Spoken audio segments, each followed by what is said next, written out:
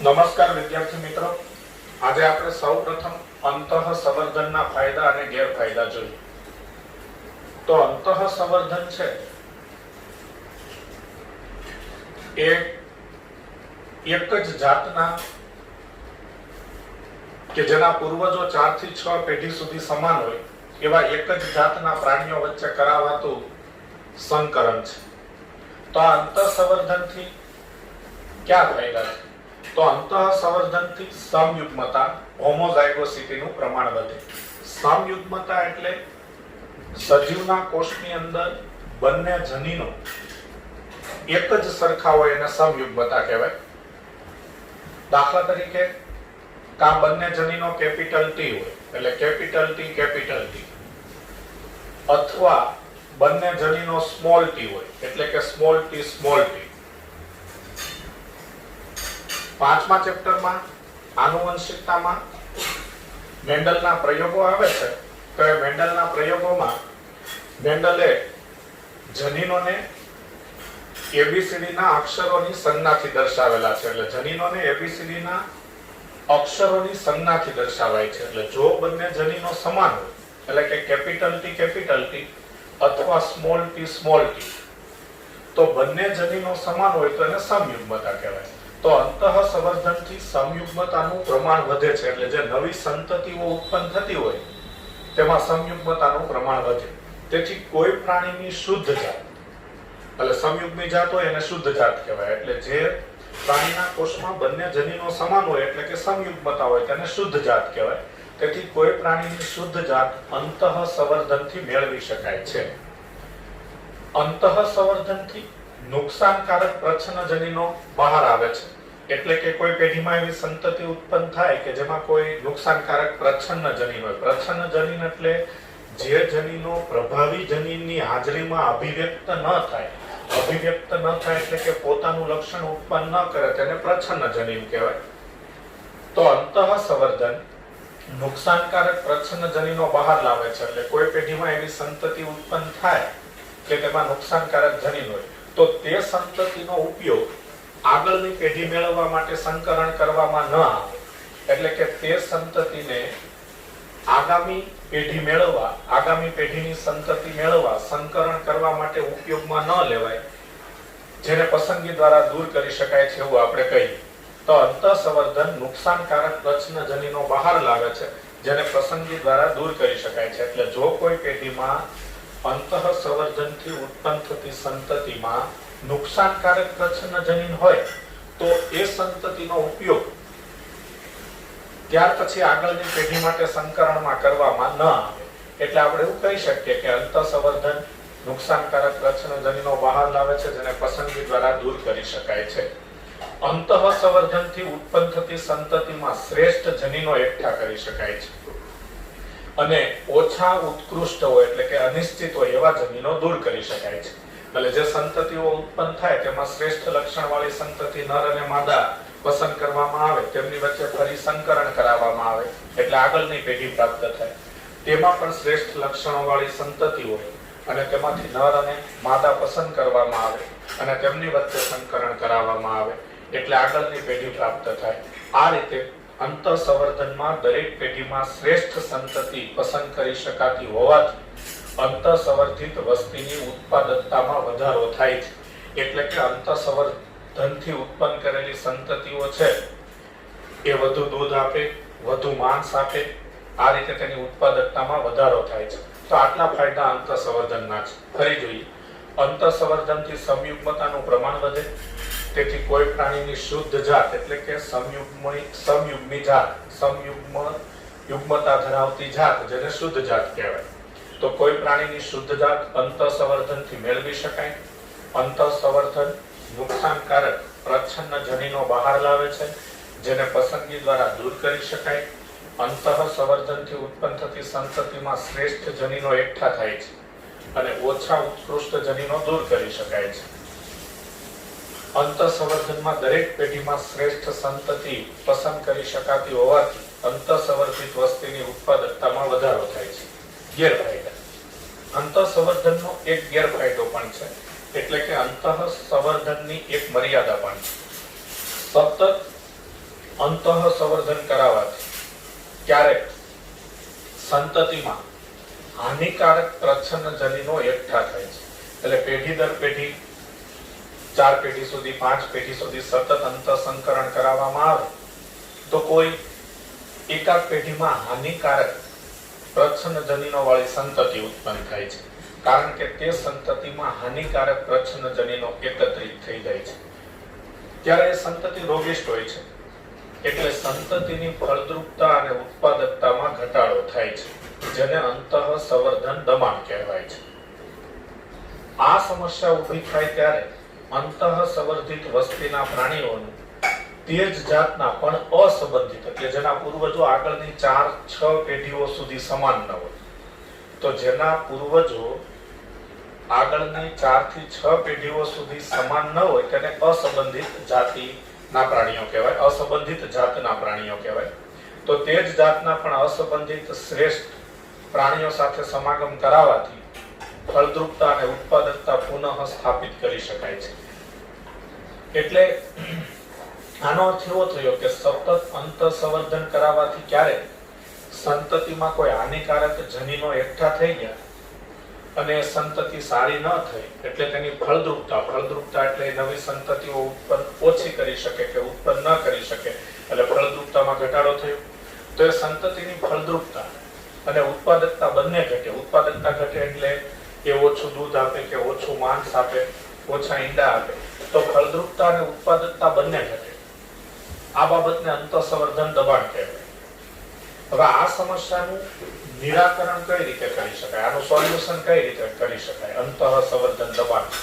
તો જ્યારે આ સમસ્યા ઊભી થાય ત્યારે અંતઃસંવર્ધિત વસ્તીના જે પ્રાણીઓ હોય, નર અને માદા, તેમાંથી એ જ જાતના પણ અસંબંધિત શ્રેષ્ઠ પ્રાણીઓ સાથે તેનું સમાગમ કરાવવામાં આવે.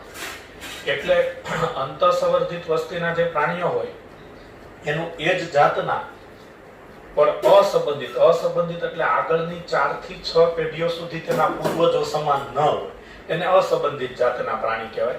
તો એવા અસંબંધિત જાતના શ્રેષ્ઠ પ્રાણીઓ સાથે સમાગમ કરાવવામાં આવે તો ફળદ્રુપતા અને ઉત્પાદકતા પાછી લાવી શકાય, એટલે કે પુનઃ સ્થાપિત કરી શકાય, એટલે કે અંતઃસંવર્ધન દબાણની સમસ્યા દૂર કરી શકાય. તો આ અંતઃસંવર્ધનના ફાયદા અને ગેરફાયદાની વાત. નવો સવાલ જોઈએ. બહિર્સંવર્ધન, આઉટ બ્રીડિંગ વર્ણવો. તો બહિર્સંવર્ધન એટલે અસંબંધિત પ્રાણીઓ વચ્ચે કરાવાતું સંકરણ. હમણાં આપણે અંતઃસંવર્ધન દબાણની વાત કરતા હતા, તો એનું નિરાકરણ, એનું સોલ્યુશન કઈ રીતે લાવી શકાય? તો આપણે કીધું કે અસંબંધિત જાતના પ્રાણીઓ સાથે અંતઃસંવર્ધિત વસ્તીના પ્રાણીઓનું સંકરણ કરાવવામાં આવે તો એક પ્રકારનું બહિર્સંવર્ધન છે. એટલે બહિર્સંવર્ધનમાં અસંબંધિત પ્રાણીઓ એટલે જેના પૂર્વજો આગળની 4 થી 6 પેઢીઓ સુધી સમાન ન હોય, તો એવા અસંબંધિત પ્રાણીઓ વચ્ચે કરાવવામાં આવતા સંકરણને બહિર્સંવર્ધન કહેવાય. બહિર્સંવર્ધન 3 રીતે કરાવી શકાય. બહિર્સંકરણ એટલે કે આઉટ ક્રોસિંગ, પરસંવર્ધન ક્રોસ બ્રીડિંગ અને આંતરજાતીય સંકરણ ઇન્ટર સ્પેસિફિક હાઇબ્રિડાઇઝેશન. તો પહેલા આપણે બહિર્સંકરણની વાત કરીએ. આઉટ ક્રોસિંગ તે એક જ જાતના એવા પ્રાણીઓ વચ્ચે કરાવાતો સમાગમ છે કે જેમાં વંશાવલી અનુસાર, એટલે પેઢી દર પેઢી જે પિતૃઓ હોય એ પિતૃઓને દર્શાવવામાં આવે તેને વંશાવલી કહેવાય. વંશાવલી અનુસાર 4 થી 6 પેઢીઓ સુધી બંને પ્રાણીઓના કોઈ સામાન્ય પૂર્વજ હોવા ન જોઈએ. એટલે હમણાં આપણે વાત કરી કે એવા નર અને એવા માદા પ્રાણી વચ્ચે જે એક જ જાતના હોય, તો એક જ જાતના એવા નર અને માદા પ્રાણી વચ્ચે સંકરણ કરાવવામાં આવે કે જેના પૂર્વજો 4 થી 6 પેઢીઓ સુધી સમાન ન હોય, સામાન્ય ન હોય, તો આવા એક જ જાતના અસંબંધિત નર અને માદા વચ્ચે કરાવાતા સંકરણને બહિર્સંકરણ કહેવાય. આ પ્રકારે ઉત્પન્ન થતી સંતતિ સીધી જ બહિર્સંકર જાત તરીકે ઓળખાય છે.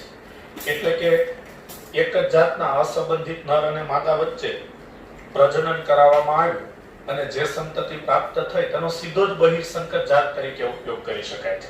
આગળની પેઢી મેળવવા માટે ફરી તેમાંથી શ્રેષ્ઠ નર અને માદા વચ્ચે સંકરણ કરાવવું પડે, ત્યાર પછી ફરી આગળની પેઢી મેળવવી પડે, અને જ્યાં સુધી આપણને બધા જ ઈચ્છિત લક્ષણો પ્રાપ્ત ન થાય ત્યાં સુધી કેટલીક પેઢીઓ સુધી સંકરણ કરાવવું પડે. એવું બહિર્સંકરણમાં ન બને. એટલે બહિર્સંકરણથી જે સંતતિ ઉત્પન્ન થાય એ સીધી જ સંકર જાત તરીકે ઉપયોગી છે. તેના ફાયદા: આ પદ્ધતિ એવા પશુઓ માટે ઉપયોગી છે કે જેમની દૂધ ઉત્પાદન ક્ષમતા ઓછી હોય, એટલે એવરેજ ક્ષમતાથી પણ ઓછી ક્ષમતા હોય દૂધ આપવાની, દૂધ ઉત્પન્ન કરવાની, તથા માંસ માટે ઉપયોગી હોય તેવા પ્રાણીઓમાં બહિર્સંકરણ કરાવાય છે અને માંસનું ઉત્પાદન વધે છે. બીજો ફાયદો એ છે કે બહિર્સંકરણથી જનીનિક ભિન્નતા વધે અને રોગોનું પ્રમાણ ઘટે.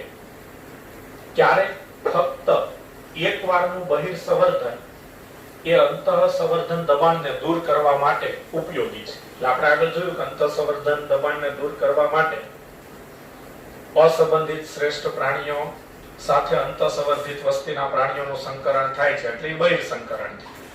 તો ક્યારેક ફક્ત એક વારનું બહિર્સંવર્ધન, એટલે કે બહિર્સંવર્ધનથી એક જે પેઢી મેળવવામાં આવે એ જ પેઢીથી, ઈ પેઢીની સંતતિથી જ અંતઃસંવર્ધન દબાણ દૂર કરવામાં ઉપયોગી છે. એટલે કે ક્યારેક ફક્ત એક વારનું બહિર્સંવર્ધન, એટલે એક વખત બહિર્સંવર્ધનથી પ્રાપ્ત થયેલી સંતતિમાં અંતઃસંવર્ધન દબાણ દૂર થાય છે. બીજી પદ્ધતિ છે બહિર્સંવર્ધનની પરસંવર્ધન અથવા ક્રોસ બ્રીડિંગ. આ પદ્ધતિમાં એક જાતના શ્રેષ્ઠ નરનું અન્ય જાતની શ્રેષ્ઠ માદા સાથે સમાગમ કરાવાય છે.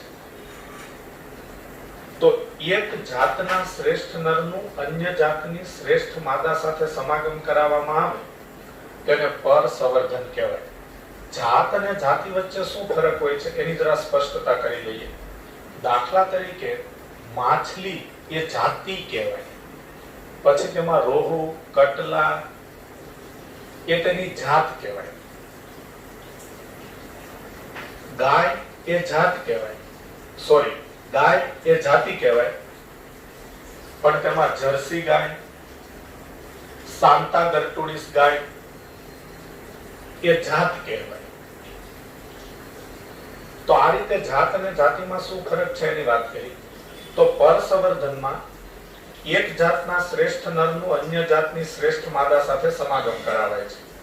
તેના ફાયદા: પરસંવર્ધનથી બે ભિન્ન જાતના ઈચ્છિત લક્ષણોને સંતતિમાં સમન્વય કરી શકાય છે. એટલે નરના શ્રેષ્ઠ લક્ષણ અને માદાના શ્રેષ્ઠ લક્ષણ સંતતિમાં ભેગા થાય છે. આ રીતે મળતી સંતતિ સીધી જ વ્યવસાયિક ઉત્પાદનમાં ઉપયોગી છે, કારણ કે વધુ દૂધ આપે છે, વધુ માંસ આપે છે, વધુ ઈંડા આપે છે, એટલે વ્યવસાયિક ઉત્પાદનમાં તે સંતતિ ઉપયોગી છે. નવી સ્થાયી જાતોના વિકાસ માટે, એટલે કે શ્રેષ્ઠ લક્ષણો સંતતિમાં સ્થાયી બને, પછી એ સંતતિ કુદરતી રીતે પ્રજનન કરીને એમના જે બચ્ચા ઉત્પન્ન કરે એમાં શ્રેષ્ઠ લક્ષણો સ્થાયી બને. તો આવી નવી સ્થાયી જાતોના વિકાસ માટે આ પદ્ધતિથી પ્રાપ્ત થતી સંતતિઓ અંતઃસંકરણ કરાવવા તથા પસંદગીના સ્વરૂપે ઉપયોગી છે.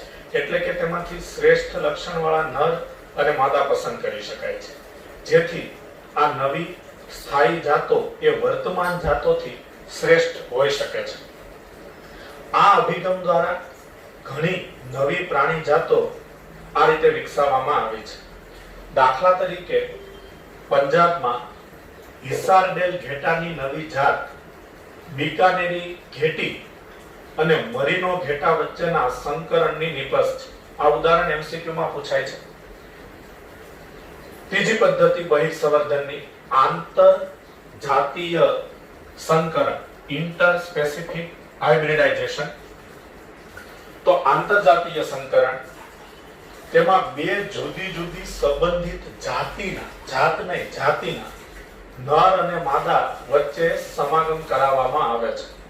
દાખલા તરીકે ખચ્ચર નામનું પ્રાણી છે એ માદા ઘોડો, એટલે ઘોડો એ જાતિ, અને નર ગધેડા, એટલે ગધેડા એ પણ જાતિ થઈ. તો ઘોડો અને ગધેડા બે અલગ અલગ જાતિ છે. તો આવા અલગ અલગ જાતિના નર અને માદા વચ્ચે કરાવવામાં આવતા સંકરણને આંતરજાતીય સંકરણ કહેવાય.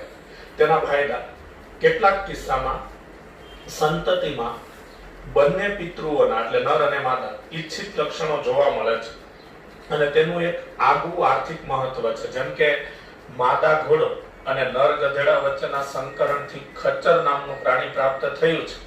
તો આ ખચ્ચરનો ઉપયોગ જે ઉત્તરાખંડના પહાડી વિસ્તારો છે તેમાં માનવ પરિવહન માટે થાય છે.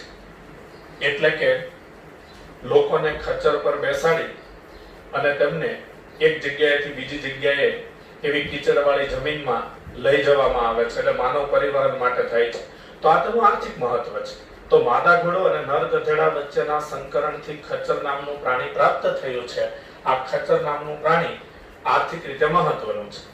લાયગર નામનું પ્રાણી નર સિંહ અને માદા વાઘ વચ્ચેના સંકરણથી પ્રાપ્ત થયું છે.